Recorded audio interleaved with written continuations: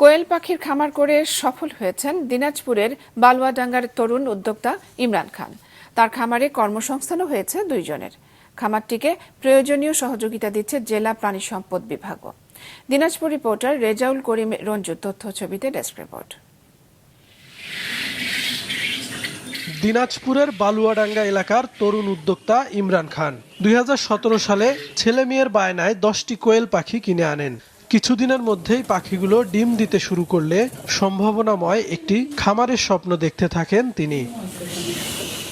এর কিছুদিনের মধ্যেই 500 কোয়েল নিয়ে শুরু হয় মূল খামার।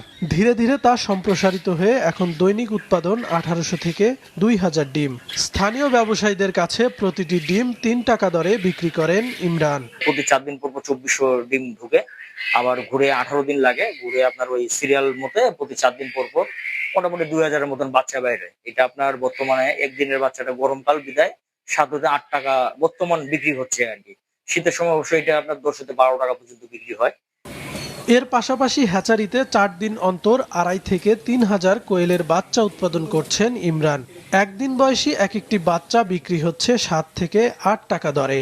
বাচ্চাদের আমি পরিচর্যা করি বা দেখলে ওই এক খামারে আসে বা ওই বাচ্চাকে নিয়ে গেলে দেখা যাচ্ছে ছেলেকে দিতে যাচ্ছে, মেয়েকে দিতে যাচ্ছে, তখন আমাকে খামার দেখতে হয়। এই খামারটি দেখে নিজেও খুব অনুপ্রাণিত হচ্ছি।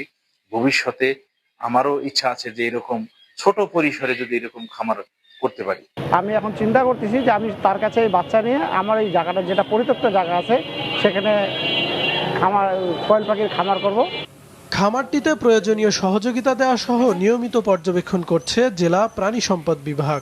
আমাদের যে ট্রেনিং প্রোগ্রামগুলো রয়েছে সেখানে আমরা এই তরুণ উদ্যোক্তাদের কাছে ইমরানকে একটি উদাহরণ হিসাবে তুলে ধরব, যাতে করে আমাদের প্রাণী সম্পদের এই কোয়েলটি যে একটা সম্ভাবনার, দিনাজপুরের জন্য একটা সম্ভাবনা তৈরি করেছে, কারণ দিনাজপুরে ভুট্টা প্রচুর হয়।